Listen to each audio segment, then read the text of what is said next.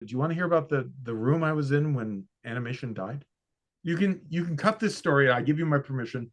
You can release this as a separate video. So I was producing a TV series for Warner Brothers called Wacky Races. I was producing it and writing it and directing it. I had to come back and stop with doing movies. I had to do TV show. I needed insurance for my son to get insulin, keeping my son, who suddenly came down with type 1 diabetes, in insulin. And I needed insurance badly. So Warner's TV had always wanted to work with me. And Warner's TV was where careers go to die. And I knew that. But I needed the insurance. So I went there and I agreed to do Wacky Races. So part of the Wacky Races thing was this. Half of the budget of any animated show you saw up to that point was license fees, because it was going to go on Cartoon Network and you were going to get a certain amount of license fees. They were going to sell baby gels or, whatever. The other half was from toys. So the business model was bulletproof. Be aware, everybody, until this point in history, it was impossible to kill animation because 100% of animation's costs were covered before it premiered. Think about that. It's a business model with no risk. It would take a moron of colossal proportions to destroy that business model. And here's the story of the person who did it. So the person running Cartoon Network at the time, you can look it up, had me developing the show. And what I did is I went off to Mattel, and there was a department at Warner Brothers where they design toys. It was called Consumer Products. And I said, hey, I got to make this show with a bunch of cars. We got to sell toys. They morphed, they did things. It was very cool because we were doing a 2D, 3D hybrid show, and it was racy show. And it was like, what? Let's sell some shit. And they were all like, artistically, what are you interested in doing? I'm like, I'm interested in whatever the hell you want to sell. I'm like, I'm going to make it look good. What do you want? So every car had a different cool thing about it. And they were all really neat looking. They looked like the original cars, but they did stuff. And so we go to a meeting on the Warner's lot. And so we were sitting in the real building, and there was, the people from Mattel and the people from Fisher Price. This was actually part of a big meeting, which was the yearly show Fisher Price and the toy people have the stuff you're going to do. So this was right before the Justice League movie came out. So, the live action guys are up there showing the Justice League stuff and, whatever other live action shows they had at the time, a couple of movies. And you could see the Fisher Price and the Mattel people looking like, they were like, yeah, this is crap. We're not going to sell any toys. They're like, okay, fine. But they had a contract to have a certain amount of shelf space. In the toy world, shelf space used to be 2 years before something would come out. The toy companies would, at places like Walmart and Target and stuff like that, buy a certain amount of shelf space to put anything they wanted on. And they had to do it 2 years in advance.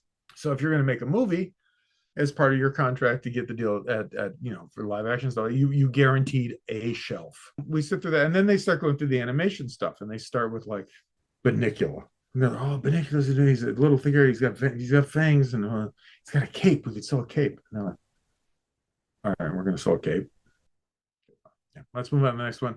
And the next one was like, oh, it's Dorothy of Oz, and she's got an amulet she wears, and we could take the amulet. We can make a toy of the amulet. Now, oh yeah, I can see people lining up for the fucking amulet. Come on, move on.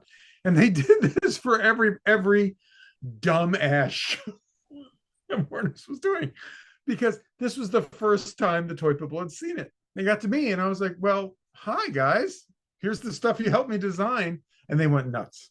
Cars, they morphed, they turned into stuff. They were like, yes, perfect, we love this. And they started arguing in the room about who was going to do the toys.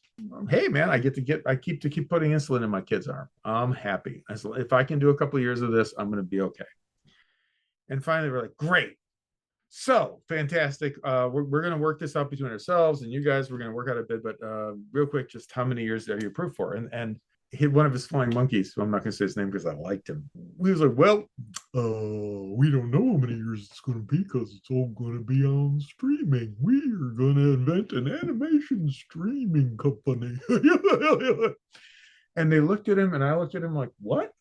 They're like, yeah, we're going to do a streaming company because everybody's going to want to sign up for a subscription service for just whatever the fuck we think of. And this was the thing about Warner's. But people don't realize about how the dysfunction of Warner's is every department at Warner Brothers before the AT&T deal decided to develop their own streaming service, because whoever was in charge of Warner's at the time had a bleeding head wound. and thought, oh, I know what I'll do. I'll have all my divisions compete against each other. And the first time I heard of it, I was trying to get a steady job. I didn't care what it was. I was just trying to, like keep my kid alive. And they looked at him, they're like, what do you mean you don't, it's going to go to streaming service? They're like, yeah. And they were like, no, you understand how this works, right? You're the commercial for the toy. Why would we book a shelf space years in advance for a show that not only doesn't have a 2-year guarantee, but is also going to be on a streaming service we don't know if anyone's going to buy for? They're like, well, but people like Wacky Races. I know that because somebody told me. And it was like, yeah, there are people who already like Wacky Races who might be interested in the show, who will go find the show, but they're already buying the goddamn toys, you morons. Why would we possibly make new toys based on you only appealing to the people who already liked the toys? Oh, I guess we never thought of that. Now, I need to say for legal reasons, please leave this on, that I don't know that the executives I was dealing with were too stupid to check the business model before they did all this crap. But it looked for all the world to me in the meeting like they were surprised. So that's the day animation went from 100% effective to 0% effective to HBO dumping all their animation and family product.